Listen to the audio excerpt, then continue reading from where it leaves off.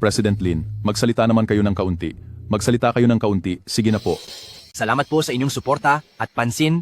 Kami sa Mushroom Group ay nagpasyang mag-invest ng karagdagang $1 bilyong para magtayo ng 20 paaralan sa Yun City, 40 pasilidad para sa pagproseso ng mga produktong pang-agrikultura, at 200 terminal para sa transportasyon.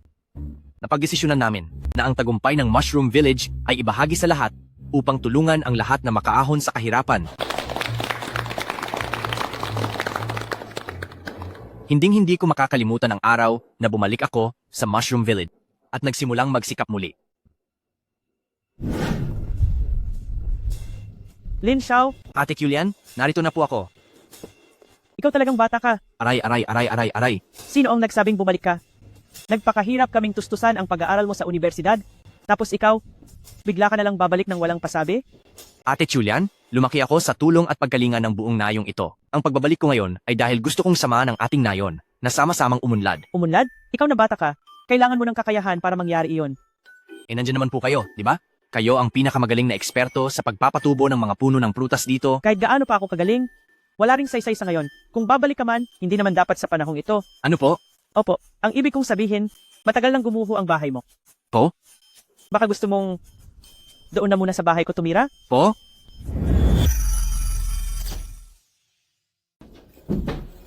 Ate, pasensya na sa abala. Maupo ka muna. Abala? Mukhang hindi ka naman nahihiya eh. Nasasanay na po kasi ako. O, sanay ka nang magsamantala kay ate-ate? Kung ganoon, kailan kaya? Pwedeng ako naman ang magsamantala sa iyo? Hindi po ganoon ang ibig kong sabihin. Nakatapos ka na ng kolehiyo, pero parang wala ka pa rin karanasan? Seryoso po ako sa pag-aaral, araw-araw po ako nasa library. O, sa umaga nag-aaral, pati ba sa gabi, nag-aaral din? Nanonood po ako ng mga video lessons sa gabi. Bastos na video? Hala, hindi po, hindi iyon ang ibig kong sabihin. Lin Xiao, nabalitaan ko na ikaw ay... Teka, hindi. Ano, tinutulungan lang ako ni Ate Julian na mag-ayos ng higaan. Zio, binibisita mo rin ba siya? Gusto mo bang dito na matulog ngayong gabi? Nag-aalala lang ako na wala siyang kumot, pero mukhang hindi mo naman pala kailangan ang dala ko. Sandali, teka, kailangan ko po. Ziyu, ang bango naman ng kumot mo. May klase pa ako bukas, aalis na ako. Hoy, Ziyu, Hayaan mo na siya, nakaalis na. Anong mas mabango? Ang kumot o ang katawan ni Zio? ibig kong sabihin, mabango ang sabon na gamit ni Ziyu. Hi, Gusto mo bang amuyin si ate kung mabango rin ba ako? ate, wag mo na akong pahirapan. Sabi mo, wala nang silbi ang mga punong namumunga? Anong ibig mong sabihin? Kung ano ang sinabi ko, iyon ang ibig kong sabihin. Hindi ate, bumalik ako ngayon dahil gusto kong pagyamanin at alagaan ang mga puno rito sa baryo natin para tulungang yumaman ang mga taga-baryo. Naku, ikaw talagang bata ka. Anong alam mo? Ngayon, ang malaking bahagi ng lupa natin ay kasama na sa plano para sa commercial development. Ito ang panahon na punong-puno ng tensyon at pagbabago. Anong kinalaman ng development na yan sa akin? Huwag mong sabihin, yung buong lawak ng taniman, kasama lahat doon, Naku, kung hindi ba naman ikaw ay ngayon ka pa bumalik? hindi maaari, 10 taon ang nakakalipas, isang pala sa isang pala natin yung itinanim. Ngayon, ang pinuno na ng tribo ang may say sa lahat. Hindi pwede, kailangan kong pigilan ito. Sa liit mong yan, nagpapasikat ka pa talaga? Bakit? Ano bang problema sa akin? Ibig mo bang sabihin, gusto mong may patunayan sa ate mo? Sige na, hindi na kita bibiruin. Magligpit ka na at matulog, okay? Tungkol sa pagkuha ng kontrata sa Mushroom Village Fruit Orchard, naayos na ba ito? Wala pa po. Ang may hawak ng kontrata ay isa mismong breeder at hindi niya tinatanggap ang alok nating merger. Gusto niyang mag-isa? Opo. Sa aming inihain na plano mukhang wala rin siyang tiwala. Hindi na natin ito pwedeng patagalin. Pupunta tayo sa Mushroom Village bukas. Gising ka na pala? Gusto mo bang lumabas at mag-almusal muna? Ate, dahil graduate na ako ng college, matagal ko nang gustong itanong, bakit Mushroom Village ang tawag sa ating Mushroom Village? Ha? Gusto mo talagang malaman? Opo, gustong gusto ko po. Kapag nalaman mo, huwag kang mahihiya ha. Hindi ba ito galing sa kung anong kakaiba? Alam mo ba na, sa nayon natin, ay walang tumutubong kabute? Oo nga po, kaya nga ako naku-curious. Ayon sa alamat, sa nayon natin, ay may mga 7 kulay na kabute noon, sabay-sabay silang lumilitaw sa bawat pagkakataon, at ang bawat piraso ng kabute ay may taglay na mahiwagang kapangyarihan. Pero bakit po nawala na sila ngayon? Kalaunan, ay naubos ng makain ang mga kabuting iyon. Ang mga 7 kulay na kabute ang hari ng lahat ng kabute, at ang mga ordinaryong kabute naman sa nayon natin ay hindi kayang tumubo doon. Kaya pagkatapos niyon sa Mushroom Village natin, ay hindi na nagkaroon ng mga kabute. Parang wala namang espesyal sa alamat na yan? Sino ang makapagsasabi kung anong araw ay biglang uli silang tumubo? Hi. Bakit nagsimula na agad ng ganitong kaaga? Hindi ba't nag-aral naman ako sa kolehiyo sa loob ng 4 na taon?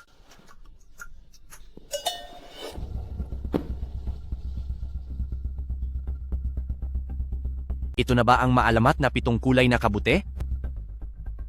1, 2, 3, 4, 5. Kaparehong-kapareho sa alamat. Napakatingkad ng kulay nito. Baka naman ito ay nakalalason. Hindi ko rin alam kung pwedeng kainin ito. Ano pa ba ang gusto ninyong gawin? Kabute, sana naman ay may magawa kang tulong. Ilang beses ko nang sinabi sa iyo na sa pagpapaunlad ng mga punong kahoy, hindi mo kayang gawin ito ng mag-isa. Huwag mong asahang makukuha mo ang lupa namin. Kukunin ko lang iyon para sa mas maayos na plano, para makasabay tayo sa modernong panahon. Sasabihin mong kukunin ang lupa para sa kaayusan ngayon, pero bukas, baka sirain mo na ang lahat dito. Huwag mong isiping hindi ko alam kung ano ang binabalak mo. Anong ginagawa niyo rito? Sino ka ba? Kailangang matapos ang kasunduan ngayong araw anuman ang mangyari, dahil kapag nahuli tayo, hindi na maaari ang pagtatanim. Kapatid ko siya. Kung may kailangan kayo, sa akin kayo humarap. Huwag nyo kaming lokohin para lang maputol ang mga puno at tayuan ng mga gusali. Ang tunay nilang nararamdaman. Bakit ko naririnig ang lahat ng iyon? Ito ba ang kakayahan ng berdeng kabute? Ang galing. Palagay ko ay nagkakaroon lang kayo ng hindi pagkakaunawaan. Anong hindi pagkakaunawaan ang sinasabi mo? Huwag kang makialam, para walang gulo. Boss Feng, tapos na po nating mapag-usapan ang lahat. Ano po? Huwag kang mag-alala, matandang clan leader. Basta't magagawa mo ng tama ang trabaho.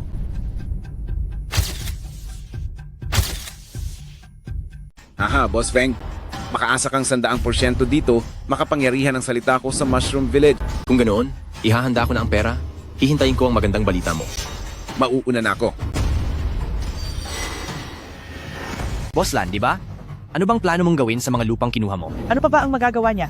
Kailangan niya ang lupang ito dahil gusto niyang magkaroon ng commercial development. Sinasabi ko sa iyo, huwag mo na siyang kausapin. Sandali, teka lang. Yulian, naiintindihan ko na sa wakas. Sinasabi ko sa iyo, walang saysay ang anumang sasabihin mo ngayon. Pare, ituturing ko itong utang na loob sa iyo. Hindi ako gumagawa ng commercial development. Ang gusto ko ay ang kasalukuyang taniman ng prutas ay i-graft sa mas magagandang uri. At pagkatapos ay isaayos ito sa isang malaking mechanized management. Ano? Ano ang sabi mo? Hindi ba't real estate developer ka?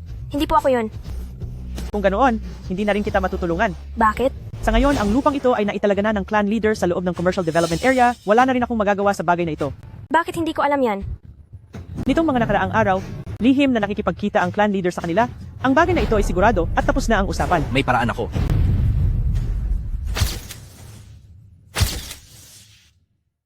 Sa ganitong sitwasyon, huwag ka na sanang mang-abala pa. Ang lalaking ito, mukha namang gwapo kapag tinitigang maigi. Ako ang pinakamasiglang binata sa aming nayon. May nasabi ba akong mali kanina? Hindi naman dapat. Ang may hawak pa rin ng prutasan ay si Ate Julian. Hanggat hindi pumapayag si Ate Julian, hindi maaaring maibenta ang prutasan. Mamaya ay pupuntahan ko ang pinuno ng aming angkan para makakuha ng balita. Lin Xiao, huwag ka sanang maging matigas ang ulo. Huwag po kayong mag-alala. Pag-isipan mo pa ito, babalik na lang ako bukas. Nakasasanay ka na ba kamakailan?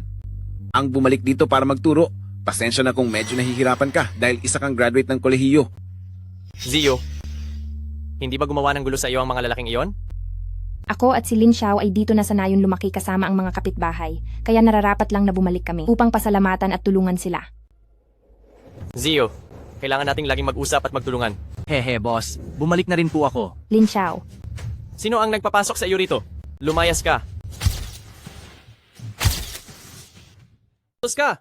May gana ka pang guluhin ang mga plano ko. Uncle Luo, college graduate din po ako. Kaya dapat ay patas ang trato niyo sa akin. Dapat ka pa rin pumila. Isa-isa lang. Lumabas ka muna. Sandali lang po, kakabalik ko lang bilang isang college graduate, samantalang si Zio ay isang buwan na rito, kaya dapat ay ako muna, di ba? tama si Lin Xiao. Wala naman na akong ibang kailangan, kaya mauuna na akong lumabas. Hihintayin na lang kita sa labas. Ano yon? Sige, magsalita ka na. Grabe po ang magandang balita, punong bayan. Sa pagbalik ko rito, dala ko na ang subsidiya at tulong pinansyal. May tulong? Magandang balita yan. Sinasabi ko sa inyo, ang tulong na ito ay napakalaki talaga. Kaya ngayon po, ipinapaalam ko lang sa inyo na bukas din ay sisimulan ko na uling ayusin ang ating taniman ng mga prutas. Anong taniman? Ha? Bakit po? Hindi. Yung tanimang iyon, wala ka namang pakialam doon, di ba? Kapag nanggulo ka pa, paparusahan talaga kita. Pero ang kontraktor ng tanimang iyon, hindi ba't ang Ate Julian ko? Ang tulong na nakuha ko ay para talaga sa tanimang iyon at mayroon pang mag-o-audit. para suriin ang mga resulta doon. Mukhang magkakaproblema tayo nito. Wala naman po siguro kayong balak na gawin sa tanimang iyon, di ba? Ang tanimang iyon ay nakalaan na para sa development ng Boss Feng. Shidrong. Tungkol sa tanimang iyon, pinag-uusapan pa namin ang gagawing plano. Kaya sa mga susunod na araw, huwag ka munang magpakita doon. Hindi po pwede yon. Kailangang maipakita ko sa auditor ang resulta ng trabaho ko. Ano ba? Hindi mo ba naintindihan ang sinabi? Aha. Ang walang hiyang ito. Bukas ng gabi, uutusan ko si Shirong na bombahin ng kemikal ang farm mo. Buti na lang at kumain ako ng kabuti ngayong araw, kundi ay muling naisahan mo na naman ako. Oh, siya, ganoon na lang ang mangyayari. Aalis na muna kami ni Ziyu. Uy, Zio, hindi pa tayo tapos mag-usap. Dahil lang ba iyon sa tinuturo ko? Hindi mo na kailangang mag-alala pa, Yang Master Luo?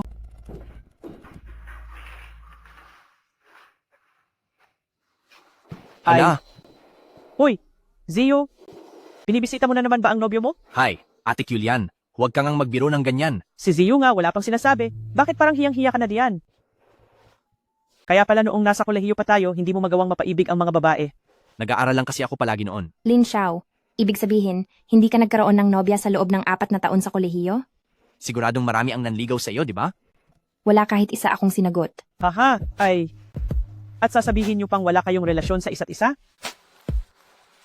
Hinding-hindi ko pa rin mapapantayan si Ate Julian, na agad nang uuwi ng tao sa kanila. Bakit? Gusto mo bang samahan ka pang matulog sa dorm ng paaralan niyo? Masyado yatang makitid ang kamaroon, ano? Si Lin Xiao din ay parang babaero. Bagay na bagay talaga sina Ziyu at Lin Xiao. Mukhang simula ngayon, hindi ko na dapat pang asamin si Lin Xiao. Ubo, ubo, ubo. Anong nangyayari sa iyo?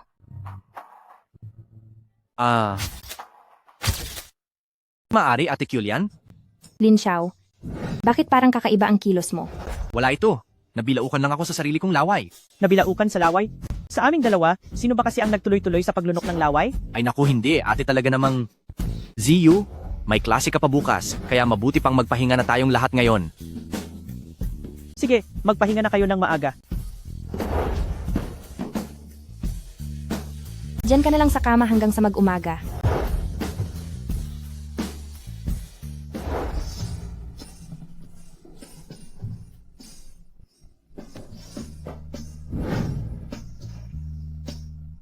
Bakit pati itong panloob ay narito pa? Hi, Ikaw, bakit ka nakatitig dyan? Ayaw mo pa bang magpahinga? hindi naman sa ganoon, isinasabay ko na lang sa paglalaban ng damit nyo. Lagot! Bakit pati yung panloob ay naisama sa labahan? Ikaw, bumalik ka na sa kwarto mo at magpatuyo ng buhok. Ay ayos lang po. Ituturing ko na lang itong pambayad kay Ate Julian. Pero kung itong damit lang ang lalabhan mo, siguro ay hindi iyon sasapat. Ay, ikaw, bakit mo ginagamit ang sipilyo ko para magsipilyo? Teka. Bakit mo ako tinititigan? Bakit ginagamit mo ang sipilyo ko? Hindi pa ba sapat yan? Bakit wala na akong marinig? Ang kakayahan nitong kabute sa pagbabasa ng isip. May takdang oras din pala.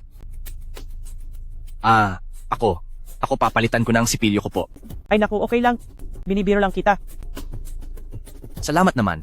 Pero mukhang hindi sapat ang dami ng mga kabuteng ito. Boss Feng, sa pagkakataong ito, nagkaroon nga ng kaunting problema. Kaunting problema? May biglang bumalik na bastos na bata at ayaw talagang ibigay ang lupa. Wala nang mangako kayo sa akin. 3 araw na lang ang natitira. Ay, bibilisan po namin. Pero itong... Kahit isang maliit na sakahan ng prutas ay hindi nyo makuha at may kapal pa ng mukha na humingi ng pabuya. Boss Feng, nagbibiro lang kayo. Siguradong makukuha namin ang sakahan, pero hindi dapat mawala ang napag-usapan. Sana ay wala nang maging problema. Opo, sigurado po yan, sigurado po. Pagbalik ko, parurusahan ko ang batang iyon.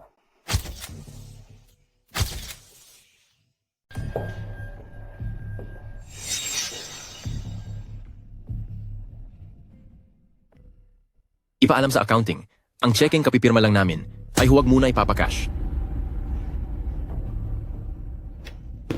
Ang pakinabang mula sa akin, kay Feng Baolong, tingin mo ba? Karapat-dapat ka? Nakakita na ba kayo nito? Ito ang nakuha natin mula kay Boss Feng, isang buong 10,000 dolyar, kahit sa ang bangko ay pwede nyo itong ipapalit. Ito pala ang tinatawag na tseke. Kailan ba natin hahatiin ang pera? Hoy, huwag nyong sabihin hindi ko kayo bibigyan. Dahil may magandang pagkakataon sa harap natin. Kuya Rong, bilis. Sabihin mo na, Siguradong susunod kami sa iyo. Sabi ni Boss Feng, basta makuha natin ang lupa ni Apple Orchard, ay hindi mawawala ang pabuya sa atin. Sige na. Gawin na natin ang trabaho ngayon. Pagbalik natin ay magiinuman tayo. Tara! sige, tagay. Tara na. Ate Julian, hindi mo naman siguro talaga ibibigay ang taniman ng prutas, di ba? Masyado silang malakas para labanan natin. Ano pa ba ang magagawa ko? Ate Julian, basta ayaw mong sumuko, ayusin natin ang taniman at pangumunahan ko ang lahat para umasenso tayo. Ang ating munting Lin Xiao, sa wakas ay lumaki na. Oh, Lin Xiao,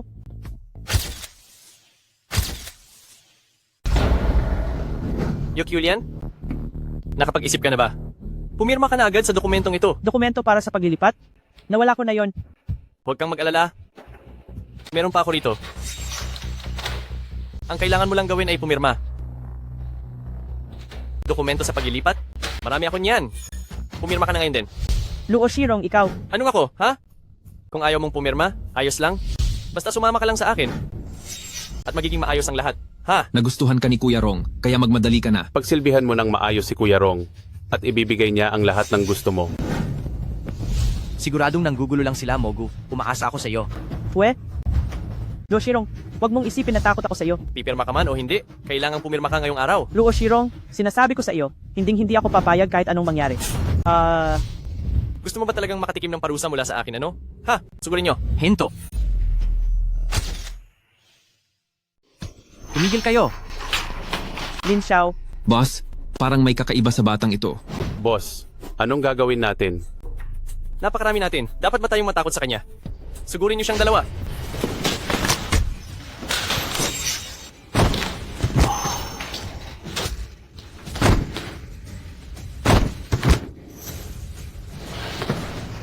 Lin Xiao, lakas ng loob mong saktan ng mga tauhan ko? Kahit ikaw kaya kong saktan, naniniwala ka ba? Ang tiyuhin ko ang dating pinuno ng tribo. Sige nga, subukan mong hawakan ako. Natatakot talaga ako. Baka pahirapan ako ng tiyuhin mo. Dapat ka lang matakot. Lumuhod ka agad sa harap ko at humingi ng tawad. Pagkatapos ay pirmahan mo ang kasunduan. At bayaran mo ako ng 50,000 dolyar. Ay hindi, bayaran mo ako ng 100,000 dolyar. At kakalimutan ko ang nangyari ngayong araw. Napakabait naman talaga ni Young Master Luo. Lin Xiao, ginagawa ko lang ito dahil may respeto ako sa iyo. Naintindihan mo ba? Ha? Pero hindi ganoon kabuti ang ugali ko. Ikaw, Ang mga katulad mo talaga ang dapat na maparusahan. Umalis na kayo. humanda ka sa akin. Pagbabayarin talaga kita. Hi.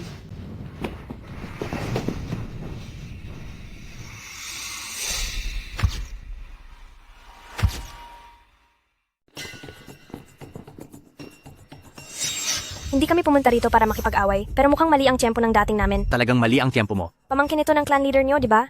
Bakit mo siya pinarusahan ng ganyan? Kahit pa nakagawa ako ng kaaway, kayang-kaya iyan ni Lin Xiao. ang makagawa ng kaaway ay mas mabuti pa kaysa sa pumatol sa mga bastos na nang-aagaw ng lupa. Ang gustong kumuha ng lupain nyo ay si Feng Baolong ng Baolong Real Estate. Ang kayamanan niya ay nasa 10 bilyong dolyar. Bakit mo sinasabi ang mga ito? Gusto ko lang itanong sa'yo at kay Yu Julian, kaya nyo ba silang harapin? Kahit hindi namin sila kaya, kaming mga simpleng mamamayan ay handang lumaban. Paano kung sumama ako? Ikaw? Kami sa Byway Orchard ay makikipagtulungan sa iyo para magtanim ng pinakamagandang uri ng mga mansanas at sasamahan ko kayong harapin ang anumang peligro. Hindi ako basta-basta magtitiwala sa iyo. Maaari nating ipanotaryo ito sa publiko o kaya naman ay pumirma ng kontrata. Mas mabuting maniwala ka sa tapat kong layunin. Magkita tayong muli bukas ng umaga. Sige.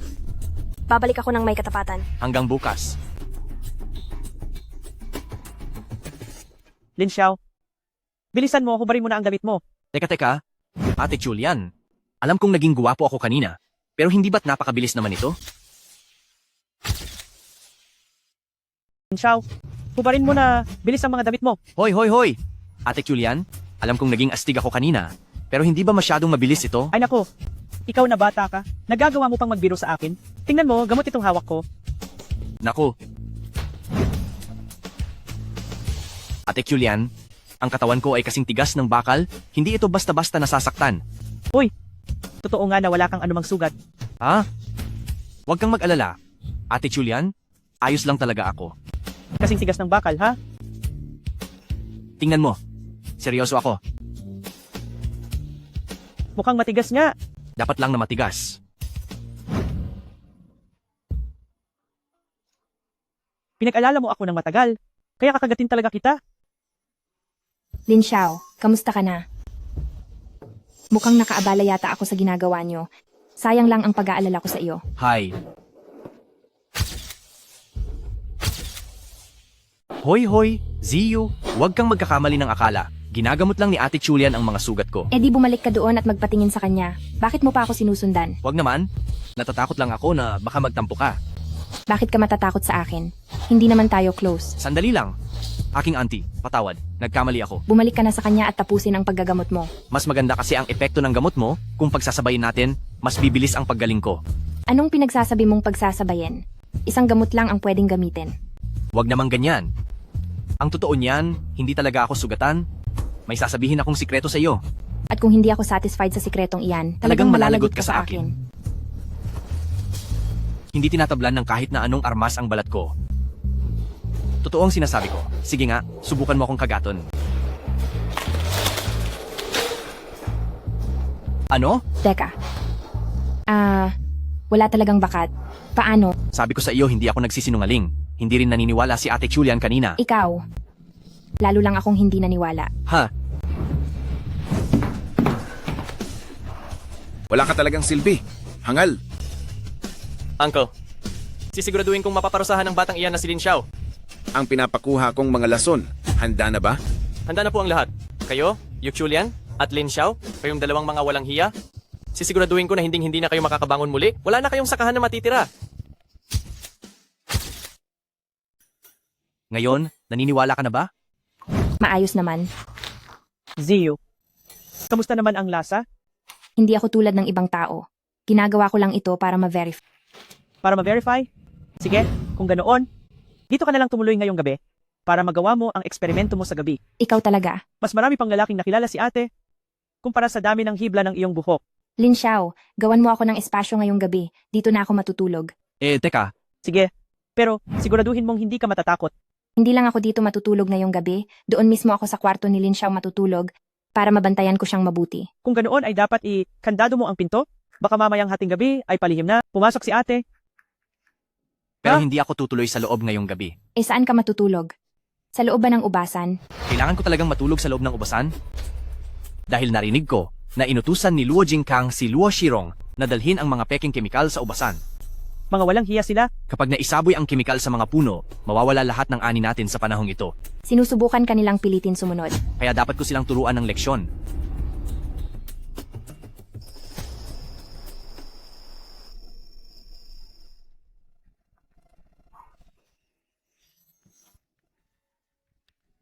Lin Xiao, Yu Julian, kayong dalawang taksil? Bukas na bukas din ay parurusahan ko kayo at paluluhurin hanggang sa magmakaawa.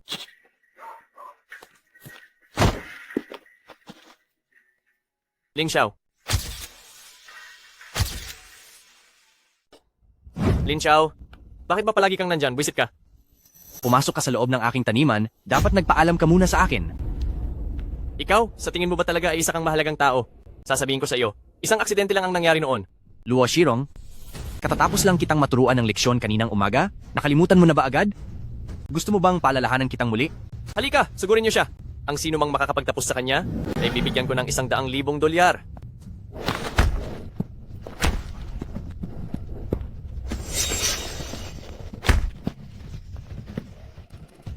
Natuto ka na ba? Opo, natuto na po ako, Kuya Lin. Pasensya na po, nagkamali ako. Sa susunod na makita pa kitang muli, hindi na magiging ganito kadali ang lahat. Hindi na po ako babalik. Layas.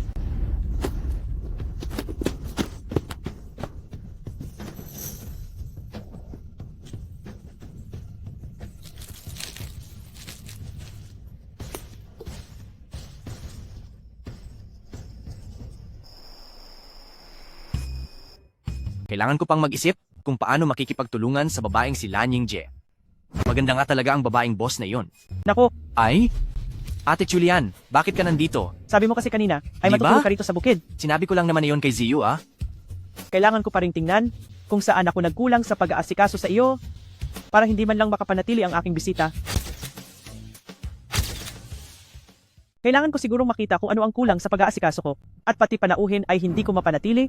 Ay hindi, Ate Julian. Pamilya po tayo, hindi ako panauhin. Bakit niyo po sinasabi yan? Pamilya? Pamilya? Pero basta-basta mo lang ginagamit ang sipilyo ko? Ay hindi ate, pasensya na po talaga. Maaari mo pang gamitin ang sipilyo, pero huwag na huwag kang magsasalita ng kung ano-ano. Hinding-hindi na po ako magsasalita ng kung ano-ano. Natuto ka na ba? Opo, natuto na talaga ako. Makulit na bata.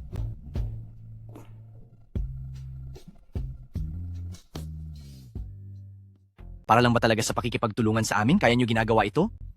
Ang habol namin dito sa Mushroom Village ay ang kondisyon ng klima rito.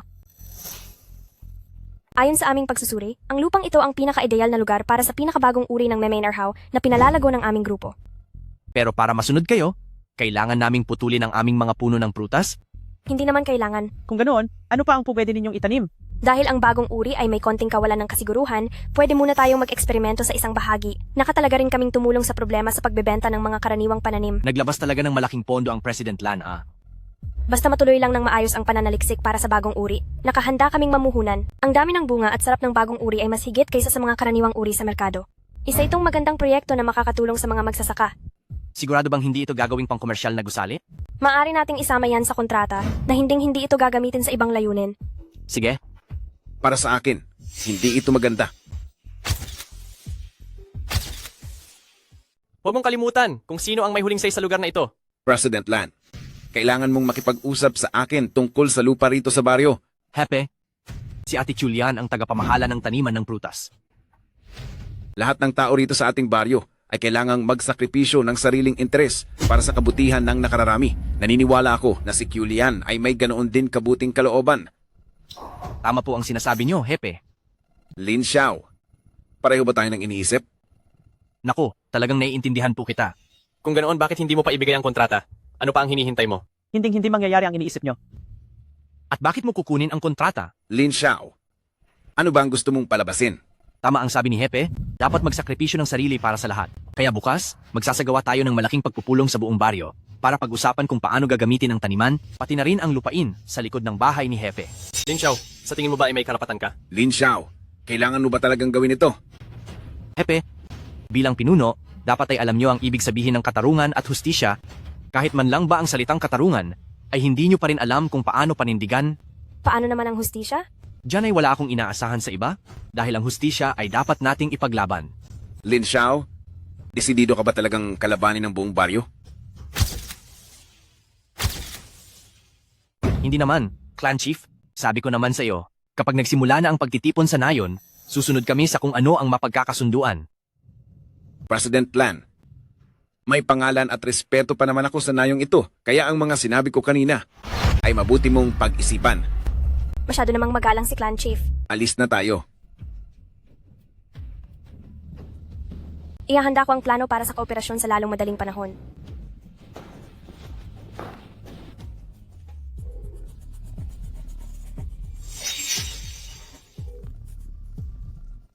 Walang problema ang dalawang resultang ito ng pagsusuri. Isama natin ang mga ito sa susunod nating pagpunta. Ano ang sabi ng Teacher Dong? Ang sabi po sa panig ng Teacher Dong, basta tunay ang layunin nating tumulong sa mga magsasaka, ay handa silang makipagtulungan sa atin. Sige. Gumawa ka na agad ng kontrata para sa kooperasyon. Bukas ay babalik tayo sa Mushroom Village.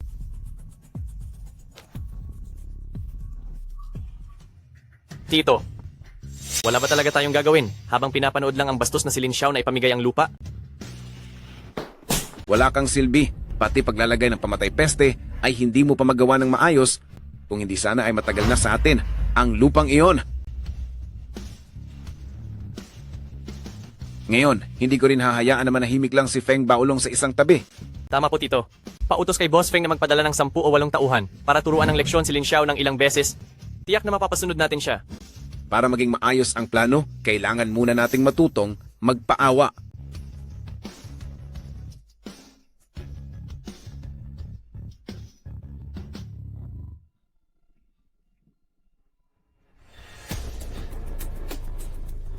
Boss Feng. Sumunod lang kayo sa akin at sama-sama nating puntahan niyang si Lin. Nagutos na si Boss Feng. Ituro mo lang ang daan. Huwag kang masyadong maraming daldal. Mga sir, dito po tayo.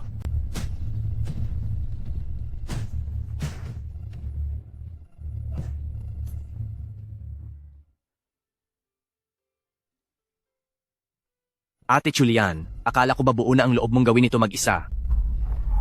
Nakita mo na naman ang sitwasyon sa taniman. Hindi ko alam kung bakit pero sa nakalipas na 2 taon ang mga prutas natin ay laging nagkakalamat o nasisira. Basta magawa lang ni President Lan ang ayon sa pangako niya, natulungan tayong ibenta ang mga ito, hindi na ito magiging problema ngayong taon. Sana nga ay maging maayos ang lahat. Marami pang pamilyang nahihirapan dito sa atin, umaasa silang makapagtrabaho sa atin para may panggasto sa araw-araw. Huwag kang mag-alala ate, kahit na hindi sila makatulong, sisiguraduhin kong makakahanap ako ng paraan. Lin Xiao, kailangan mong patunayan talaga na kaya mo na ang sarili mo. Kayang-kaya ko to. Talaga? Kung ganoon, dapat ay hayaan mong si ate ang humusga niyan. Lin Xiao, binalak mong kalabanin si President Feng? Katapusan mo na. Lin Xiao, tumakbo ka na. Mabuti na lang at handa ako. Ang katawan ko ay kasing tigas ng bakal, may 1 oras pa bago ito mawala. Luo Shirong, hindi pa ba sapat ang huling pagkakaleksyon ko sa iyo? Lin Xiao, siguradong parurusahan kita. Nakuha mo pa talagang magmalaki. Lin Xiao, mag-ingat ka.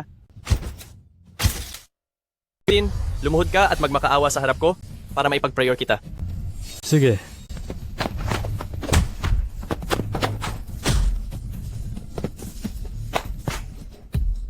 Natuto ka na ba ngayon? Ang binabangga mo ay si President Feng. Kahit sino pa ang binabangga ko, dapat ka pa ring makatikim ng sampal. Lin Xiao, bumalik na tayo. Bumalik kayo at sabihin sa amo nyo, huwag tayong makialam sa buhay ng isa't isa, at huwag niyo akong kinalaban.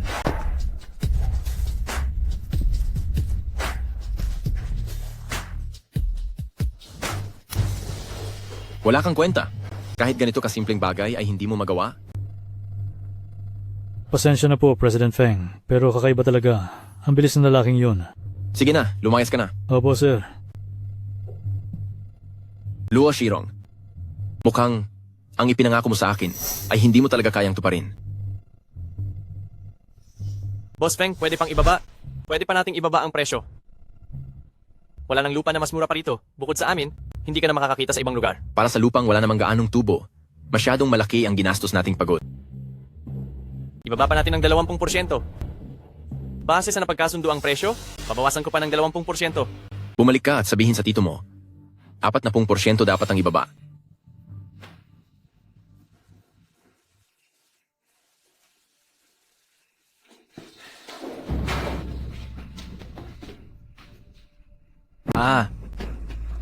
Uy, Lin Xiao, naku, Lin Xiao, Lin Xiao. Ilang beses ko na bang sasabihin sa'yo, magbigay ka muna ng 10% na tubo. Paano ako nagkaroon ng pamangkin na katulad mo? Ay, Tio, pinaligiran nila ako. At kapag humindi ako, baka tuluyan na nila akong parusahan. Dahil sa walang hiyang Lin Xiao na iyon, tinalo niya kaming lahat mag-isa, siya. tama na. Kung hindi makuha sa dahas, mag-isip tayo ng ibang paraan.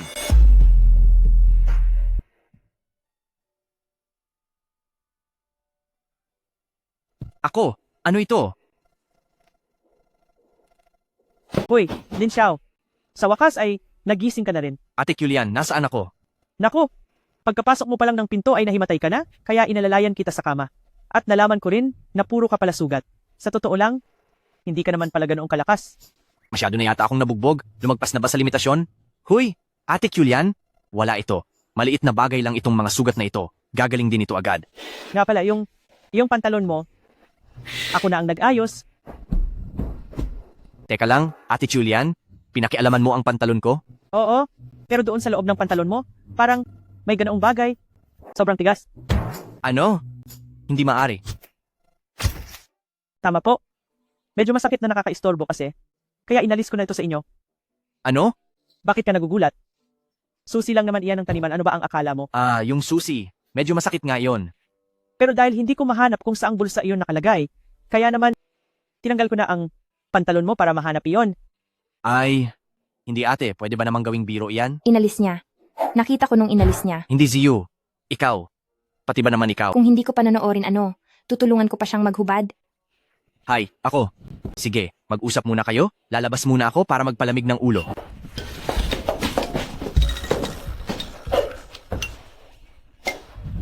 Hi. 1, 2, 3.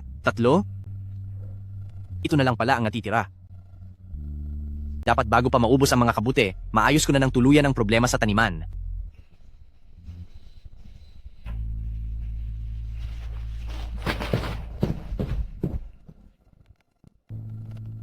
At Ziyu, Ngayon lang kita nakitang ganito kadalas bumisita rito sa bahay. Ate Julian, hindi naman kasi naging ganito. Kaginhawa ang buhay mo noon. Tungkol kay Lin Xiao, siya ay talaga namang isang mahusay na lalaki. Oo, Zio, ano sa tingin mo? Dapat ko ba siyang italing maigi sa tabi ko? wag naman Lin Xiao, siya ay. Hindi mo na kayang magpanggap? Akala ko naman ay itutuloy mo pa ang pag-arte mo. Ate Julian, Zio, maging mabuti ka kay Lin Xiao. Ate Julian, ang totoo ay hindi naman sa... Nag-uusap pa rin pala kayo? Parang may kakaibang tunog sa labas. Sisilipin ko lang ha. Uncle, paano natin gagawin ito? Sa pagkakataong ito, isama mo si Xiaowu at ang iba pa para sirain at hukayin ang daluyan ng tubig sa ubasan. Walang problema sa paghukay sa daluyan ng tubig. Pero ang daan papunta roon ay dadaan sa tapat ng bahay ni na Yu Chulian. Kapag humarang na naman ang batang si Lin Xiao, hindi, Uncle. Uncle, ayoko na pong mabugbog uli. Alam ko, sa pupuntahan nyo ay makakaengkwentro nyo si Lin Xiao, pero gusto ko talaga siyang buwisitin. Uncle, kamag-anak niyo po ako. Hindi ko naman sinabing makipag-away kayo sa kanya at hindi rin naman kailangang tuluyang masira ang daluyan ng tubig. Kung ganoon, ano pong gagawin ko? Hemp. Kayo, agawin yung atensyon ni Lin Xiao. Papunta sa daluyan ng tubig. Ito ay isang bote ng lason sa halaman. Habang nakatuon ang pansin ni Lin Xiao sa daluyan ng tubig, ibubuhos ko naman ang lasong ito mula sa itaas na bahagi ng daluyan. Ang galing niyo po, Uncle. Pagdating nyo doon, sirain nyo ang daluyan, gawin nyo ang lahat ng makakaya nyo.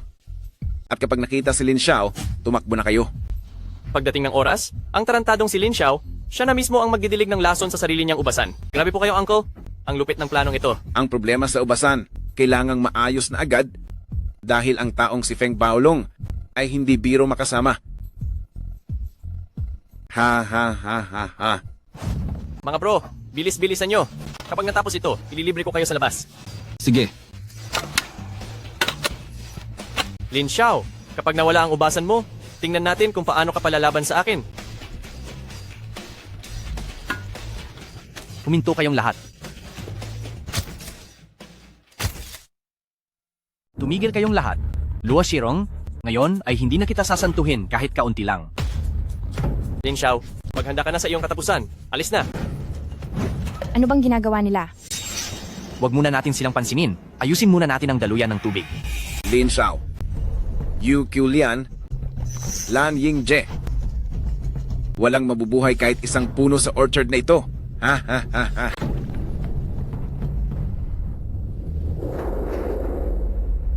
Bakit parang walang epekto ang mga kabuti ngayon? Anong ginagawa nyo? Lin Xiao, bilisan mo at kunin mo ang dalawang pala. Bakit parang may malansang amoy na matamis? Ngayong binanggit mo yan, parang may naaamoy din ako. Bakit ako? Wala namang naaamoy. May problema sa tubig na ito. Ziyu, huwag kang gagalaw. Hayaan mo na munang barado iyan. Posibleng sa gawing itaas ay may nagtatapon ng dumi. Pamilyar ang amoy na ito. Isipin ko muna. Mukhang matamis ang bagay na ito ah. Lintek, Hoy, Lin Xiao, anong ginagawa mo? Napakalaso ng bagay na iyan. Bilis, amuyin mo ito. Langhapin mo ng malalim.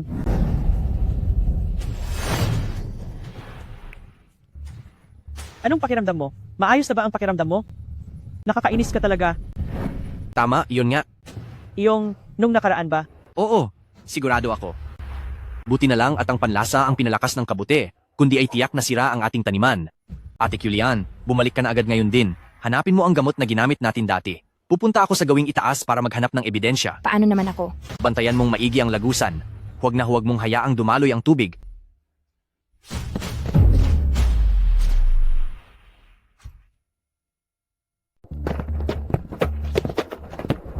Hoy, ikaw na bata ka. Bakit ang padalos-dalos mo sa trabaho mo? Tingnan natin kung paano ka lalaban sa akin.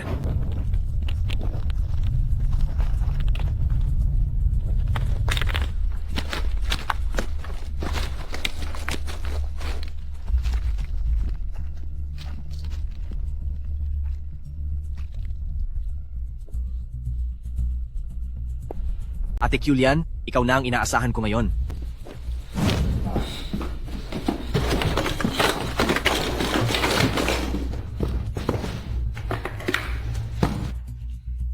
Heto Narito na. ang Ito na iyon, Ate Julian.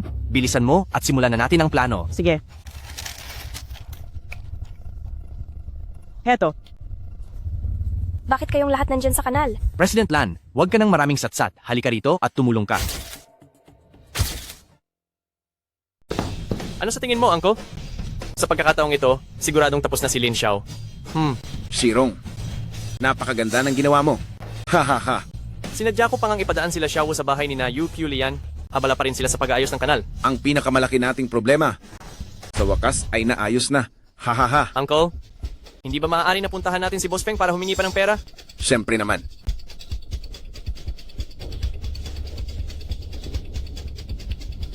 Boss Feng ba? Ha ha ha ha ha.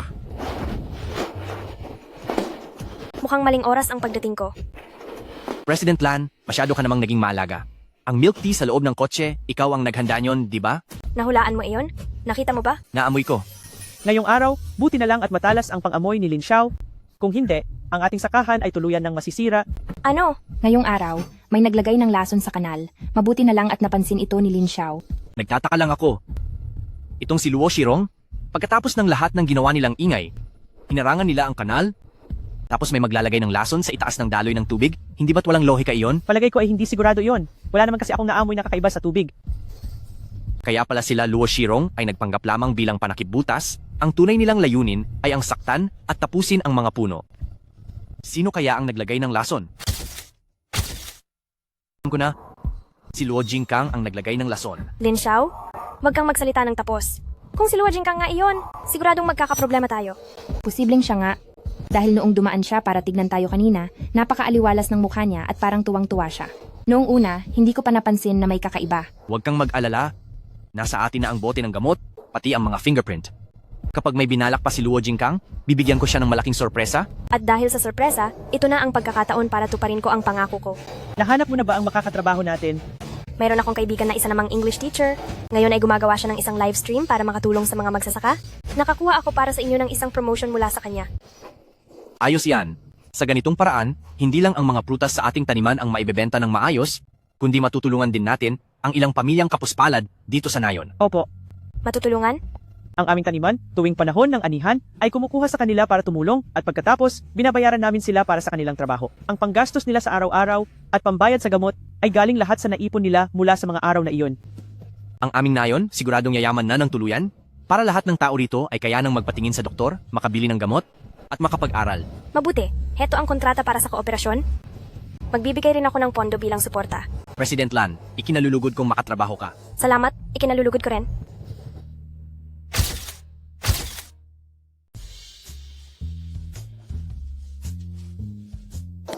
Ay naku, Lin Xiao. Sabihin mo nga, yung mga mansanas natin, mabebenta kaya natin ang mga iyon? Huwag kang mag-alala, Ate Julian. Sikat na sikat ang live stream selling ngayon, lalo na't ang mga mansanas natin ay talagang mga natural na produkto. Pero nakita ko sa nakasulat sa kontrata, yung presyo ng mga mansanas, hindi ba parang masyadong mataas iyon? Para sa pagtulong sa mga magsasaka ang aktibidad na ito, maliit na bahagi lang ng pera ang kinukuha para sa mga proseso at may suporta pa para sa agrikultura. Kaya kumalma ka lang, ihanda na natin ang pag-aani. Para naman sa mga kababayan natin, ay guminhawa rin ang buhay ngayong taon. Dahil dito, siguradong si Uncle Wang ay magiging napakasaya. Kapag ang bagong klase ng President Lan ay nagtagumpay na sa eksperimento at napalitan na natin ang mga pananim sa ating taniman, tiyak na matutupad na ang pangarap natin na payamanin ang buong Mushroom Village. Naniniwala ako sa iyo. Oo nga pala, Lin Xiao. Paano mo naamoy na may kakaibang amoy ang tubig? Kung hindi pa ako lumapit at suminghot ng malalim, hindi ko talaga maamoy na may kakaiba doon. Hindi ko rin masyadong maipaliwanag iyon. Ate Julian, masyado lang talagang matapang ang amoy noong huli. Halos masuka ako noon ng matagal. Pero kahit ang layo mo, paano mo nalaman na may milk tea sa loob ng sasakyan? Ate Julian, may mga tao talagang matalas ang pang-amoy, kaya madali silang makatukoy ng mga amoy. At sa totoo lang, ang bawat amoy ay may katumbas na kulay. Sa pag-amoy lang, marami ka na palang malalaman. Halimbawa, ang itim ay nangangahulugang mapait, at ang dilaw naman ay maasim. Hoy, Lin Xiao. Kung gayon, amuyin mo nga ako. Anong kulay ng suot kong panloob? Halimbawa, itong kulay itim ay mapait, habang itong dilaw naman, ito ay maasim. Hindi ako naniniwala. Siguradong niloloko mo lang ako. Ayaw mo talagang maniwala? Kumuha ka ng kahit ano para ipaamoy sa akin. Sige nga, amuyin mo kung ano ang kulay ng suot kong panloob ngayon. Paano ko naman maaamoy iyan? Kung ganoon, amuyin mo na lang ang mga bagay na kaya mong amuyin. Ate Julian, tiyak na nagluluto ng chicken barbecue sa kapitbahay. Lalabas lang ako para tignan. Batang pasaway, President Feng, naglabas ng bagong balita. Ang Lan Yingje, magkakaroon sila ng eksperimento sa Mushroom Village para sa mga bagong uri ng pananim. Magkakaroon din sila ng charity sale para sa mga magsasaka para ibenta ang mga aanihing mansanas at ang stocks ng kumpanya nila ay tumaas ng 2% kamakailan. Sa Mushroom Village, ang dalawang inutil na yon. Opo, tsaka dahil ang kumpanya natin ay hindi pa rin naglalabas ng balita tungkol sa business center, kaya ang stocks natin ay muling bumaba kamakailan. Sabihin mo sa mga inutil na walang kwenta sa Public Relations Department na kapag may masama pang balitang lumabas, magsilayas na kayong lahat. Opo, boss. Ngayon ang lupain ng taniman ay nakuha na nila Yingje at ng babaeng iyon. Sinayang niyo ang oras ko, kaya sa murang halaga na lang, 8 milyong dolyar. Boss Feng, siguradong hindi iyan posible. Naglagay na ako sa mga daluyan ng tubig ng napakalakas na lason. Hinding-hindi na sila makakapagtanim pa.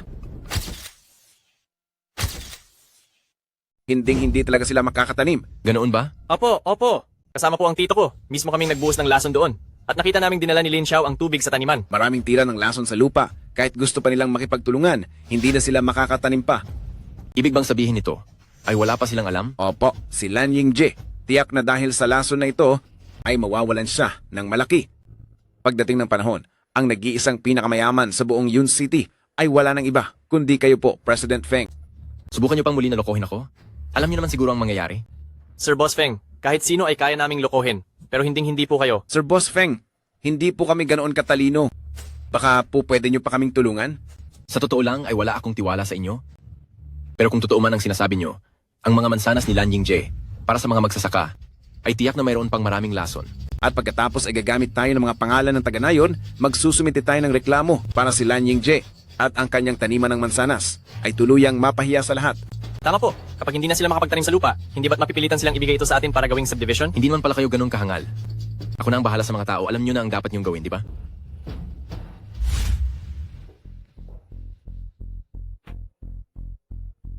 Mr. President Lan, mukhang maayos ka pa rin naman. Lin Xiao, bakit ka nandito? President Lan, mabuti naman at maayos ang kalagayan mo. Lin Xiao, anong ginagawa mo rito? Pumunta ako rito para siguraduhin ulit ang resulta ng pagsusuri sa mga mansanas. Huwag kang mag-alala, ipinadala namin ang mga ito sa isang dekalidad na laboratorio para sa pagsusuri. Sinisiguro naming tama ang lahat ng datos. Ang inaalala ko ay hindi kung tama o hindi ang laboratorio. Ano ang ibig mong sabihin? Isang araw matapos lasunin ni Luo Jingkang ang taniman, ay agad ko itong ipinadala sa laboratorio para suriin. Hello po. Huwag po kayong mag-alala. Maganda po ang kalidad ng mga prutas na dinala nyo, hindi lang dahil wala itong bahid ng pestisidyo, kundi pasok na pasok din ito sa pamantayan ng mga pagkaing organiko, kaya maari kayong mag-apply ng sertipikasyon para sa kaligtasan ng pagkain. Paano naman ang mga sampol ng sanga at ugat na dinala ko? Ano ang lagay ng mga ito? Napakaganda rin ng resulta ng mga iyon. Huwag kayong mag-alala, wala pong problema. Ngunit, kumpara sa dinala nyong mga prutas, medyo mas mababa lang ng kaunti ang kalidad nito, baka dahil sa sobrang pag-aalaga nyo sa kanila. Tama ka. Nitong mga nakaraang araw, maraming ang gustong mag-alaga sa taniman namin. Mukhang napakatatapat pala ng mga tao sa inyo, pero ang pag-alaga na ito ay hindi dapat sumobra. Dahil nasa rurok ka na ng iyong karera, tiyak na gagawa ng paraan si Feng Baolong para saktan o hiyain ka. Ibig mo bang sabihin, susubukan ni Feng Baolong na sirain ang taniman natin? Hindi alam ni Luo Jingkang na na-filter na natin ang mga lason sa pananim, kaya sa isip nila, Siguradong iniisip nila na ang mga mansanas na ito ay puno pa rin ng lason at kemikal. tama. Pero kung gagamitin natin ng maayos ang mga issue at publisidad na ginagawa nila, mas mabilis nating mabebenta ang ating mga mansanas higit pa sa inaasahan natin. Ano ang balak mong gawin? Pupunta tayo sa notaryo. Maghanap ka ng notary office. Ano po? Maghanap ng notary office at siguraduhing i-record ang lahat sa video. Simula sa pagkuha ng mga sample ng prutas at puno hanggang sa lumabas ang resulta. Gagamitin mo ba ito para patahimikin si Feng Baolong? Hindi lang yon, maaari rin nating ikalat ang balita na sisirain ni Feng Baolong ang taniman para lang sa pagpapatayo ng mga gusali. Sa ganitong paraan, makukuha natin ang atensyon ng lahat at mas mapoprotektahan ang ating taniman. Pagkatapos nito, kapag nagkaproblema ulit ang taniman, siguradong walang ibang may gawa nito kundi si Feng Baolong. Kaya ba gagawin ni Feng Baolong ang lahat para lang maprotektahan ang ating taniman? Kung hindi natin gagawin ito, paano natin mabibigyan ng malaking sorpresa si Feng Baolong? Magandang araw sa inyong lahat. Ako po si Luo Shirong, isang residente sa Mushroom Village. Narito ako para formal na magsumbong. Ang apple orchard sa Mushroom Village ay nagkukunwaring tumutulong sa mga magsasaka pero nagbebenta ng mga bulok at may mga chemical na prutas, mga hamak na bunga. Kailangan nating magkaroon ng konsensya sa buhay Mahirap lang tayo, pero dapat may dignidad pa rin. Handa akong sumugal at lumantad para magsumbong. Huwag po kayong magpapaloko. Shirong, magaling ang ginawa mo. Hindi ko akalain na gwapo ka na. Matalino ka pa. President Lan, sobra naman. Ang papuri mo. Sumama ka na lang sa akin simula ngayon. Bakit hindi? Sumunod ka na lang sa akin. Huwag naman, President Lan. Kailangang malinaw tayo. Iba ang magtrabaho para sa iyo sa pagsama sa iyo. Hindi rin masama kung susunod ka sa gusto ko. Huwag po, President Lan. Kagagraduate ko lang na estudyante. Hindi ko deserve ang atensyon ni President Lan. Kagagraduate na estudyante? Isang ordinaryong estudyante. Pero hindi gagawa ng mga bagay na ginagawa mo. Pinaligiran ka ng mga loko, pero wala ka man lang kahit anong galos. Tinulungan mo kami ni Yu Julian na ayusin ang gulo para magkasundo. At naamoy mo pa ang mga bagay na hindi naamoy ng ordinaryong tao. Lin Xiao, ano pa ba ang mga tinatago mong sikreto? President Lan, masyado nyo naman akong pinupuri. Nagkataon lang ang lahat ng iyon. Ang mga palusot mo sa dalawang babaeng iyon, huwag mo nang gamitin sa akin. President Lan, ang munting diskarte ko, huwag nyo na po akong paglaruan. Isa lang ang pangarap ko ngayon, ang matulungan ang Mushroom Village at talagang guminhawa ang buhay namin. Kung sasama ka sa akin, hindi nito maaapektuhan ang pagtulong mo sa bayan mo. Sa totoo lang, maaari ka pang makatulong? Nang higit pa para sa kanila. President Lan, kapag yumaman na talaga ang Mushroom Village, ikaw ang una kong pupuntahan. Pero bago iyon, isa lamang akong tagapaglingkod ng bayan na ordinaryong estudyante. $1 milyong na sweldo sa isang taon. Walang kinalaman ang pera rito. Ayaw mo sa $1 milyong? O baka naman ako ang gusto mo? President Lan, unahin mo na lang munang alalahanin ang sarili mo. Ha? President Lan, tila hindi mo binabantayang mabuti ang mga taong nasa paligid mo. Anong ibig mong sabihin? Buti na lang at tumalas ang pang-amoy ko. At wala pang 24 na oras ang nakakalipas.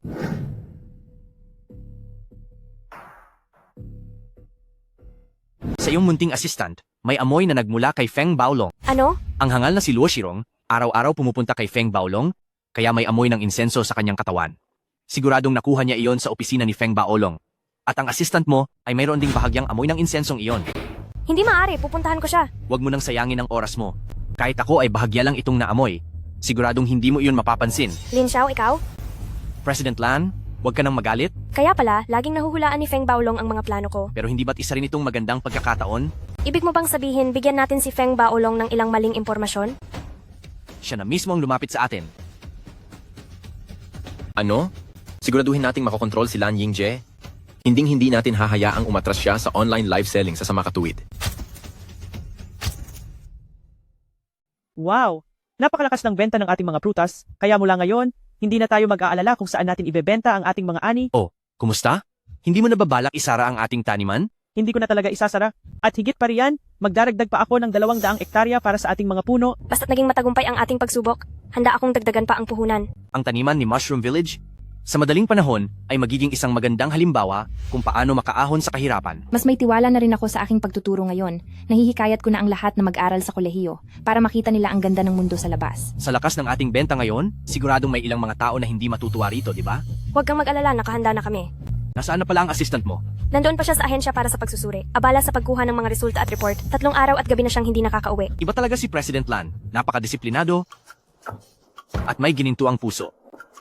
Tungkol doon sa nabanggit ko sa'yo noon, tuloy pa rin ba yon? Pumili ka lang sa akin o sa pera. Parang awa mo na, President Lan. Lubayan mo na ako. Ano? Ito ay sa aming live stream. Maraming nagsasabing ang mga mansanas natin ay may kung anong problema. Anong gagawin natin? Diyos ko, paano na tayo? President Lan, sigurado akong walang problema ang ating mga prutas. Garantisadong organic at sariwa ang mga ito. Huwag kang mag-alala, matagal nang may tumutulong sa inyo para ayusin ang lahat ng ito. Hinihintay ko talaga silang gumawa ng gulo. Hayaan nyo na muna ang ating live stream room, hanapin muna natin kung saan nagmumula ang lahat ng ito. Kumusta po sa inyong lahat? Ako si Luo Shirong, isang residente ng Mogutun. Sabi ko na nga ba, sina Luo Shirong at ang kanyang grupo, gamit ang kunwaring pag-uulat, gamit ang kanilang mga pangalan, ay nasa front page na ngayon ng ating live stream. Pupuntahan ko sila sa kanila ngayon para turuan ng leksyon ang taong iyan. Kumalam ka muna. Nagawa na iyan ang paraan ni Lin Xiao. Itong si Luo Shirong, isa lang siyang panggulo at katatawanan. Tama po, Ate Julian.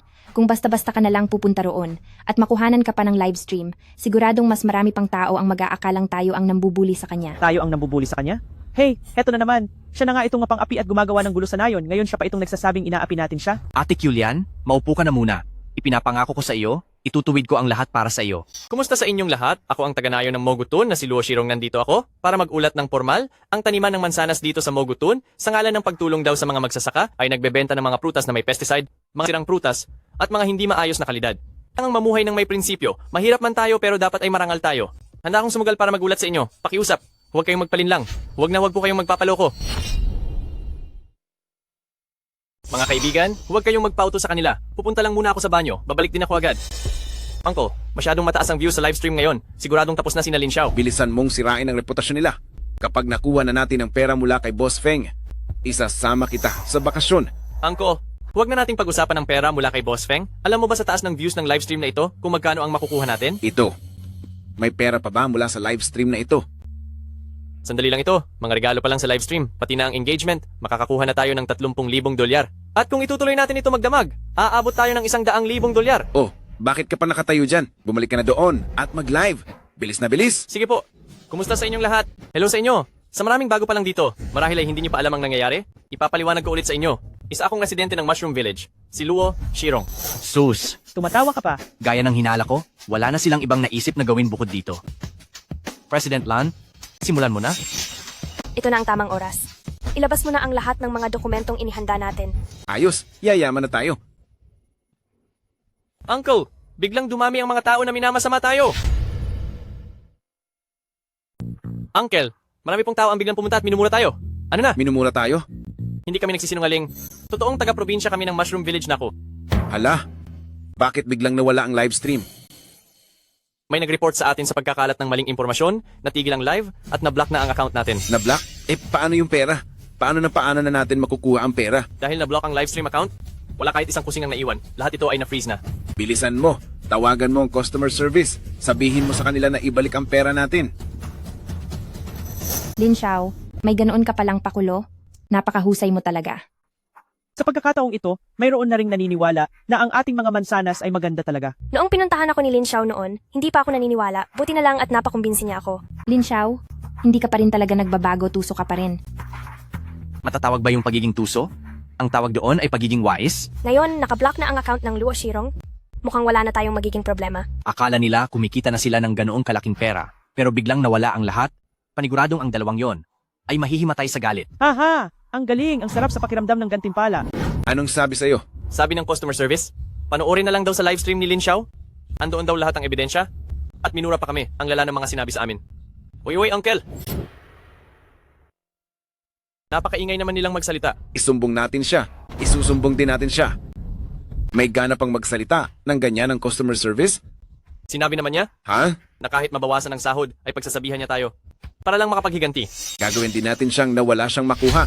Kahit na 1 sentimo man lang. Angko, dapat muna nating alamin kung ano ang ginawa ni Lin Xiao, ang batang makulit na iyon, at kung ano talaga ang pakay niya. Tama. Ay naku. Magandang araw sa inyong lahat. Ako po ay mula sa Cloud City Notary Office. Inimbitahan ako ngayon para sa pagsusuri ng Mogutun Orchard sa kanilang Green Standard Testing upang ito ay inotaryo. Nangangako ako po na susunod sa mga panuntunan ng aming trabaho at susunod ng maigi sa proseso. Ang notarization na ito ay may legal na bisa. Magandang araw po. Ako si Lin Xiao, ang namumuno sa Mogutun Orchard. Isa akong estudyante na bumalik sa probinsya para tumulong sa pagsasaka. Sana po ay suportahan ninyo ang aming mga mansanas. Ang buong proseso at ulat ng pagsusuri namin ay may video na ipakikita sa inyong lahat. Kung mayroon man kayong mga duda, huwag po kayong mag-atubiling tumawag sa aming hotline dahil wala kaming itinatago.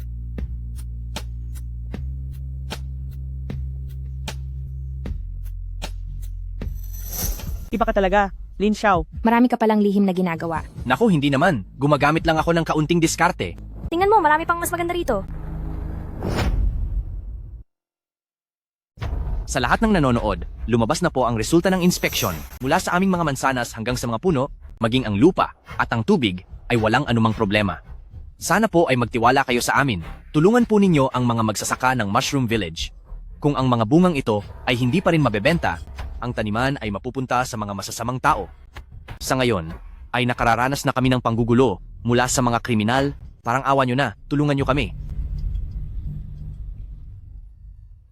Lin Xiao, hindi ko akalain na may talento ka pala sa ganito. Sayang at hindi ka nag-artista. Ang galing mo kasing umarte. Teka, hindi ganoon. Tingnan mo nga ang acting mo, talagang may paiyak-iyak pa. Parang pakiramdam ko ay kailangan kong bumili, kung hindi ay mahihiya ako sa iyo. Hindi po. hindi ko niloloko ang publiko. Hay, dahil sina Luo Shirong at Luo Jingkang ay palaging nanggugulo, kapag naibenta natin ito agad baka sumuko na sila. Ang husay mo talagang umarte. Para kang isang inaaping batang asawa. Sandali lang, pagsasakripisyo ito para sa kapakanan ng ating taniman. Wala ba kayong utang na loob? Ha? Ganito nyo ba tratuhin ang inyong bayani? Oo na, isa kang malaking bayani, isang kaawa-awang bayani. Hahaha. Paano kung magtayo tayo ng sarili nating kumpanya? Ano? Magtayo tayong muli ng isa pang kumpanya na tututok sa pagsuporta sa mga produktong agrikultura. President Lan, ang ibig mo bang sabihin ay gagamitin mo ang iyong mga koneksyon para tulungan ang mga tao mula sa ibang lugar na magbenta ng kanilang mga lokal na produkto? Kung ganoon ay napakaganda niyan. Hindi. Hindi lang dahil gusto ko, kundi dahil gusto nating lahat. Salamat po. Sa tingin ko ay magagawa natin iyan.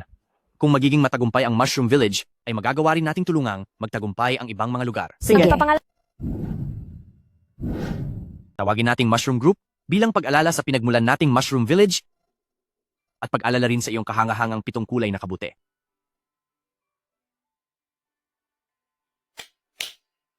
Isa, dalawa, tatlo. Mushroom Village. Hahaha. Sabihin mo sa akin, paano nailabas ang kanilang quality inspection report? President Feng, wala po talaga akong alam. Sinuhulan ko ang mga inspector gaya ng sabi nyo at hindi talaga sila naglabas ng kahit anong resulta. Mga inutil.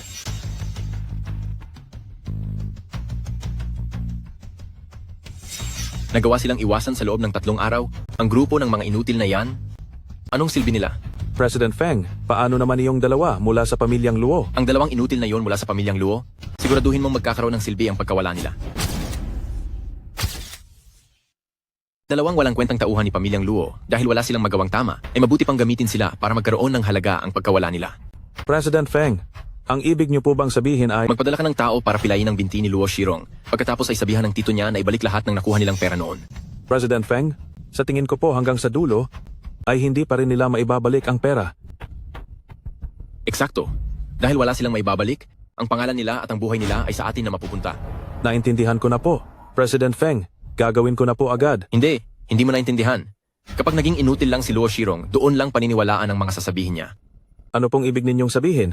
Sasabihin natin na si Luo Shirong ay pinaghigantihan ni Lin Xiao. Pinilayan ng binti, kaya galit niyang ibubunyag ang pangungurakot ni Lin Xiao, na lahat ng mga donasyon ay ibinulsa niya, at pagkatapos ay bumili ng mga mansanas sa murang halaga.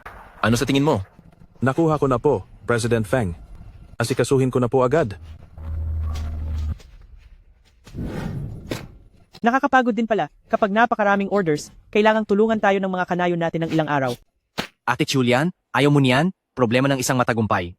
Ang tao talaga, darating sa puntong nagiging sakim, lalo na ang mga lalaki, hindi ba? Inapi mo naman ako.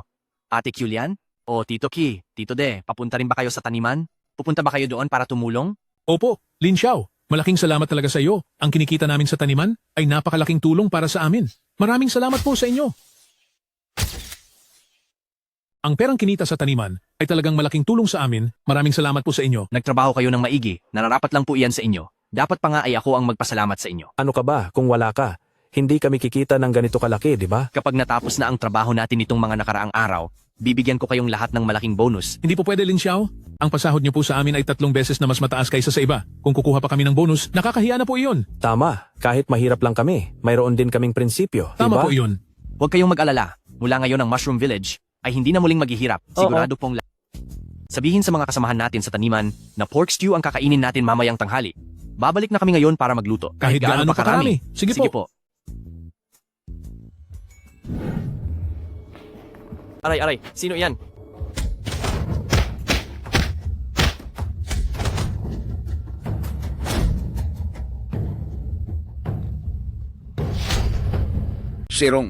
Shirong, bilis. Anong nangyari? Aray. Tiyo, ang binti ko napinsala. Siguradong ang walang hiyang Lin Xiao na iyon ang may gawa nito. Gaganti ako sa kanya. Huwag ka munang sumigaw. Malaki ang posibilidad na si Feng Baolong ito. Dahan-dahan. Angko, totoo ba ang sinasabi mo? Ito na ang huli niyang ibibigay na pagkakataon sa atin. Tsaka isa pa, ang mga pabor na binigay niya sa atin noon ay hindi na niya binawi. Teka lang, dahan-dahan.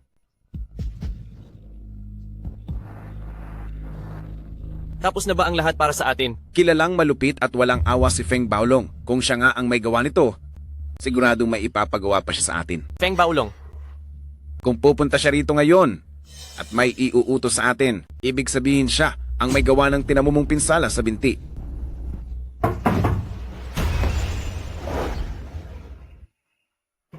I-empake nyo lang ang lahat ng ganito. Pagkatapos ng ilang araw na pagtatrabaho, mas madali na ang pagpapadala. Naku, pasensya na. Nitong mga nakaraang araw po, masyado akong naging abala sa pag-aayos ng mga shipping address at nakalimutan ko na itong gawin. Ayos lang po iyon. Huwag kayong mag-alala. Tapat naman ang pagtulong ng mga residente, hindi sila magrereklamo. Salamat dahil ikaw ang laging umaayos sa mga kulang ko.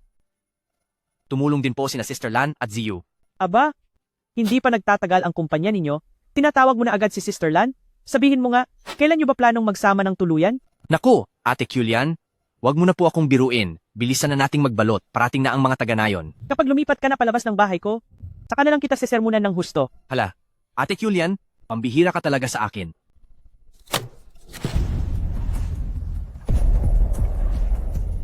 May huling bagay akong ipapagawa sa inyo. Bakit parang hindi ka yata naging maingat? Kailangang masuri ng mabuti ang butong yan. Opo. Hindi naging maingat si Shirong sa pag-alis kaninang umaga. Nabali po ang kanyang binti at yun po ang pinoproblema ko ngayon. Dapat kang humanap ng pinakamagaling na doktor dahil kung hindi ay baka ang binti na yan ay maging sanhi ng pagkapilay niya habang buhay. Uncle, hindi po pwedeng mapilay ako. Hindi po ako pwedeng maging baldado.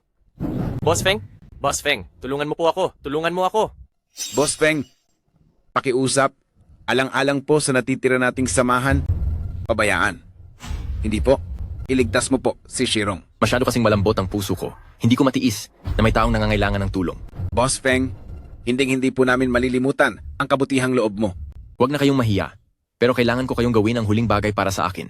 Kapag nagawa niyo ito ng maayos, kakalanim na natin ang lahat ng nakaraan. Pero kapag pumalya kayo, Naintindihan ko.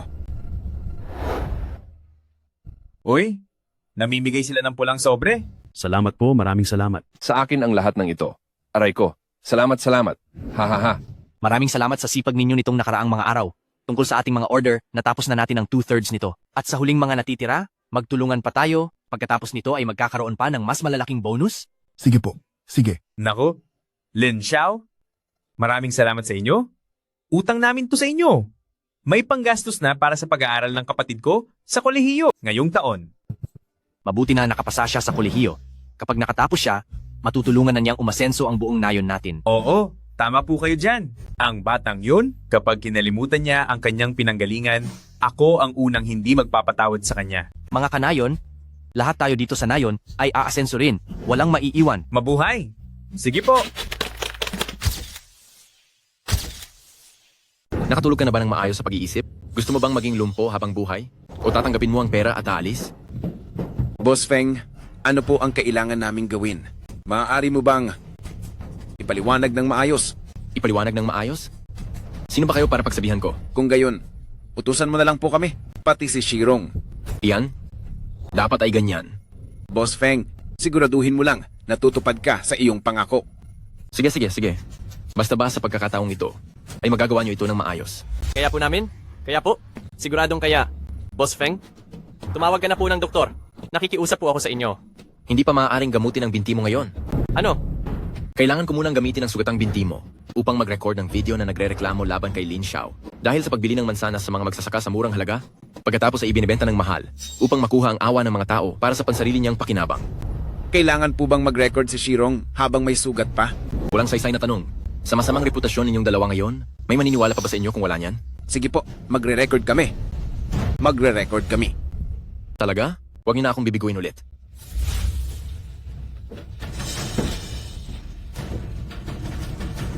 Teacher Dong, maraming salamat talaga sa tulong mo ngayon. Naku, wala iyon. Na makatulong sa mga magsasaka, ay masaya na rin kami. Hindi na ito abala sa amin. Ang kabuuan ng benta ngayon at ang donasyon ng aming kumpanya ay makakatulong sa 7 pamilyang mahihirap sa baryo para sa 6 na buwang gastusin nila sa buhay, pati na sa 5 estudyante sa universidad upang tustusan ang kanilang pag-aaral. Masasabing isa itong malaking tagumpay. Pero may mga ilang problema ring lumitaw.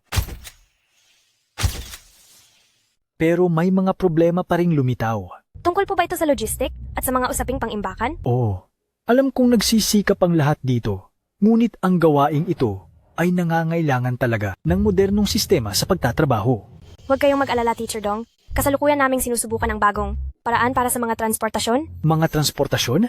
Opo, Ito ay ang mabilis na pagtitipon ng mga produktong pang-agrikultura at ang maayos na sistema ng transportasyon. Kapag nagtagumpay ito, kakailanganin po namin ang tulong ni teacher sa pagbebenta. Sige, huwag kang mag-alala. Basta makakatulong sa mga kababayan natin, gagawin ko ang lahat para sa kanila.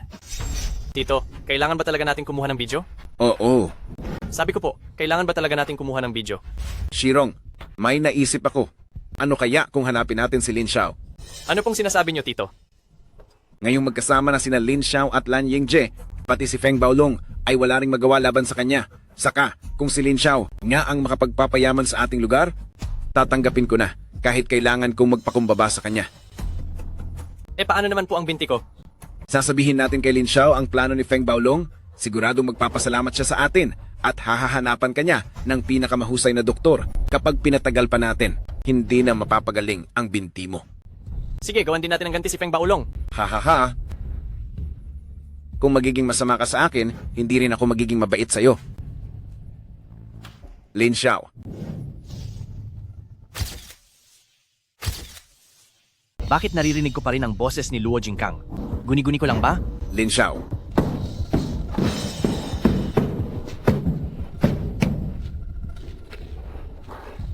Anong ginagawa ninyong dalawa rito? Luo Shirong? Ikaw?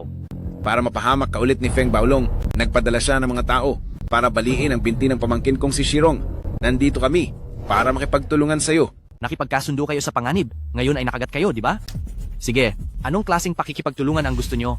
Ibubunyag ko sa iyo ang mga plano ni Feng Baolong. Kapalit nito, kailangang humanap ka ng pinakamahusay na doktor para gamutin ang binti ni Shirong. Sa tingin mo ba kailangan ko pa ang impormasyon mo?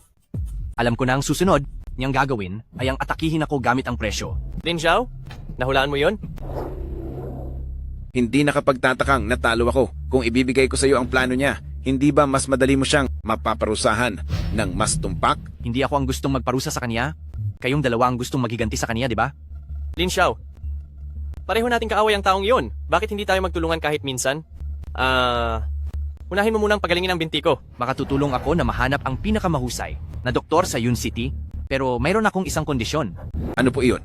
Maging pinuno ka na lang ng iyong pamilya at huwag nang makialam sa mga prutasan. Sige, pinapangako ko po yan. Huwag mong isipin na lugi ka. Wala naman talaga akong balak maging leader sa lahat. Kahit ang posisyon mo ay wala akong balak na pagnasahan. Totoo ba ang sinasabi mo? Basta, huwag mo lang akong gagalitin. Sige, sumasang-ayon kami sa iyo. Sige, maghintay na lang kayo. Hoy, tawagan mo na agad ang doktor. Natatandaan ko sa mga alamat, may mga kabuting nakakapagpagaling ng tao, pero hindi ko alam kung alin doon. Pero kung titingnan ang binti ni Luo Shirong, hay, sige na nga, ituturing ko na lang itong pagtulong. Luo Shirong, kung sakaling walang mahanap na makakapagligtas sa iyo, ibig sabihin ay sadyang malas ka lang, kaya huwag mo akong sisihin. Bakit parang pakiramdam ko ay may kakaibang lakas sa loob ng katawan ko? Hay, Luo Shirong.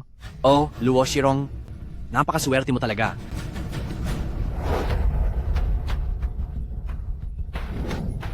Hoy, Lin Xiao, sinabi na namin sa iyo ang lahat ng alam namin, kaya bilisan mo at maghanap ka na ng doktor. Lin Xiao, hindi mo pwedeng bawiin ang pangako mo. Gagamutin lang naman ang binti. Tara, sumunod kayo sa akin sa loob. Lin Xiao, ano na naman ba ang binabalak mo? Anong binabalak? Gagamutin ko ang binti mo? Lin Xiao, tanggap ko na kung hindi mo gagamutin ang binti ni Shirong, pero wag mo na siyang saktan pa. Totoo, gagamutin ko talaga ang binti niya. Hay, bihirang-bihira na nga lang akong magmalasakit. Bakit wala pa rin naniniwala sa akin? Huwag mo akong lokohin. Sa tingin mo ba ay maniniwala akong marunong kang manggamot? Ha? Uncle, tara na, umalis na tayo. Tayo na lang ang maghahanap ng sarili nating doktor. Shirong, kung ganyan ang sasabihin mo, wag mo akong sisihin kung maging malupit ako sa inyo. Lin Xiao, anong gagawin mo? Pumayag na ako kanina na hindi na kami kakalaban sa iyo. Kailanman! Shirong. Shirong. Huwag ka nang sumigaw. Tingnan mo muna ang binti mo. Shirong, ang binti mo. Uy, Uncle! Uy, ayos na ang binti ko, Uncle! Ay, maayos na ang binti ko, Uncle! Lin Xiao, ikaw. Hindi nakapagtatakang natalo ako. Karapat-dapat lang ang pagkatalo ko. Hanggat tagamoguton ka pa rin at alam mo ang tama sa mali, hindi ka talo. Kapitan, alam kong mahal mo ang pera, Pero kung mas uunlad ang nayon natin, ang bawat residente rito ay mas lalong kikita ng malaki. Kasama ko ang Mugutun. Simula noong naghihirap pa ito, takot na talaga akong maging mahirap uli. Tingnan mong mabuti, sa nayon natin, siguradong magiging maunlad tayo.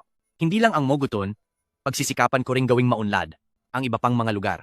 Handa na ba ang lahat ng materyales? Handa na po ang lahat. Base po sa aming investigasyon, ang presyo ng mansanas sa Moguton ay mas mataas sa normal na presyo ng mga prutas ng sangkatlo. Kahit na hindi ganoon kataas ang kabuuang presyo, pero pwede pa rin nating gamitin ito para gawan sila ng issue. Ano ang tugon ng katuwang na platform? Kahit na-report tayo noong nakaraan, marami pa ring nakuhang views at trapiko ang platform. Sabi nila, hindi nila pakikialaman ang kalayaan nating gumawa at ang karapatang mag-report ng mga maling gawain. Magaling lang silang magsalita, pero ayaw lang talaga nilang managot. Basta't mapabagsak natin ang batang si Lin Xiao at madamay na rin si Lan Yingje, magiging sulit ang lahat. Ang walang hiyang Feng Baolong na yan, wag na siyang umasa. Kung magtatagumpay siya sa paninira sa atin, ang taniman natin ay tuluyan ng babagsak. Huwag kayong mag-alala. Ngayong nalaman na natin ng mas maaga, ay hindi na magagawa ni Feng Baolong ang kahit na anong masamang balak niya. Lin Xiao, sabihin mo kung ano ang gagawin mo. Nakahanda kaming suportahan ka. Tama, kailangan na nating tuluyang talunin si Feng Baolong ngayon. Pupuntahan ko muna si Sister Lan. Bakit hindi natin i-livestream ang pamimigay? Maraming araw na nagpagod ang lahat, panahon na para makuha nila ang kanilang mga bonus. Sa ganitong paraan ba ay tuluyan na nating mapatatahimik ang mga bibig nila? Hindi sigurado. Sa mga taong gusto kang sadyang bastusin, walang saysay ang katotohanan.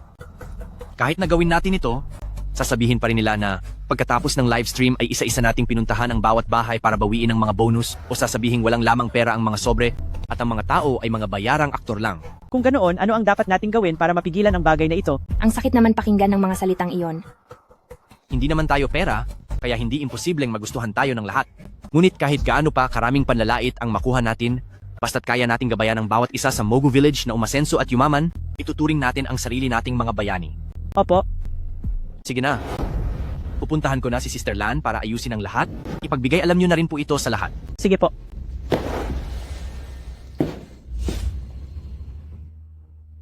Huwag kang mag-alala, Lin Xiao. Ngayon, ibibigay ko ang buong suporta ko sa'yo. Siguradong sisipot si Feng Baolong ng personal sa lugar, sa wakas ay mahaharap na natin ang mismong utak ng lahat ng ito. Sana naman ay tuluyan na siyang tumino. Sa baryo namin, kapag may asong paulit-ulit na kumakahol sa iyo, kailangan mo lang siyang turuan ng leksyon hanggang makilala ka niya at hihinto rin siya. Nagsimula na ba sila? President Feng, nagsimula na po ang bagong livestream room. Ang pamagat ng livestream nila ngayon ay pasasalamat sa paggawa, pag-aani ng bunga. Haha, pag-aani ng bunga? Tamang-tama ang pangalang naisip nila. Mamaya, hayaan mong ilabas ng 2 tauhan ni Pamilyang Luo ang video. Ipakikita ko sa kanila kung ano ang tunay na bunga. Sabihan mo ang 2 ni Pamilyang Luo na 10 minuto matapos ang simula ng stream. Ilabas nila ang video para sa isang formal na pagsusumbong. President Feng, ang 2 tauhan ni Pamilyang Luo po ay mahigit 20 oras na hindi sumasagot sa mensahe. Ano? Wala silang silbi.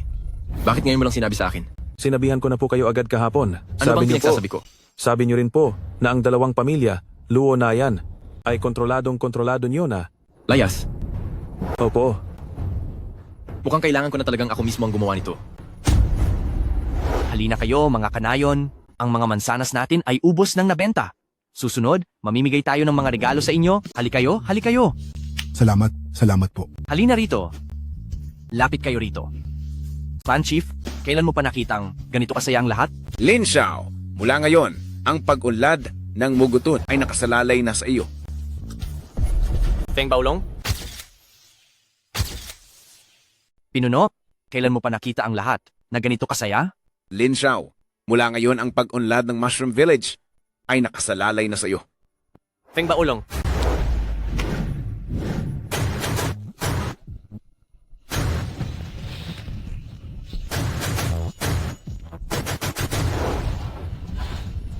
Luo Jingkang, Luo Shirong, kayong 2 mga walang kwenta, nagawa niyo pa akong tradorin? Ikaw ba si Lin Xiao? Kasalanan mo iyan, huwag mong isisi sa iba. Kasalanan ko? Narito pa kayo at kumukuha ng pera? Hindi na kayo magtatagal dito. Feng Baolong, talaga bang hindi mo lang tanggap na mas higit ang iba kaysa sa iyo? Lan Yingje, sino man ang humarang sa kabuhayan ni Feng Baolong ay siguradong madadamay. Sa mga probinsyanong ito, Akala mo ba kaya mo ako? Sinasabi ko sa'yo, subukan mong kumilos ng masama rito at hindi ka tatigilan ng pamilya Lan. Isang maliit na pamilya lang pala. Puwera usog. Dahil lang sa maliit na pamilyalan na ito, nawala ang pagiging una mo sa Yun City, nawalan ka ng lupain, at napahiya ka pa? Masyadong madaldal. Ang bagay sa iyo ay maglinis na lang ng banyo sa probinsya. Feng Baolong, kung alam mong ganyan kasama ang amoy ng hininga mo, sana ay lumapit ka sa akin, gagamutin kita. Lin Xiao, bakit ba naghahanap ka ng gulo? Sugurin nyo. Feng Baolong, tama nga ang hinala ko, pupunta ka ditong hayop ka.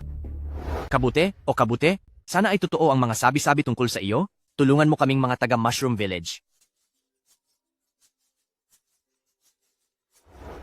Lin Xiao, bilisan mo, naghihintay na ang lahat para sa mga pabonus mo. Sige, pupunta lang ako sa banyo, susunod na ako agad.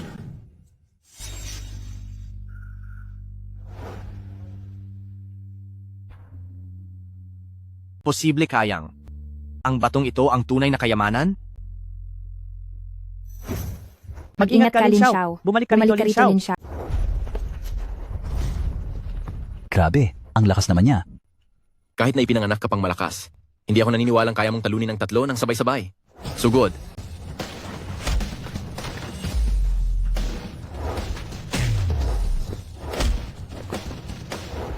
Ikaw.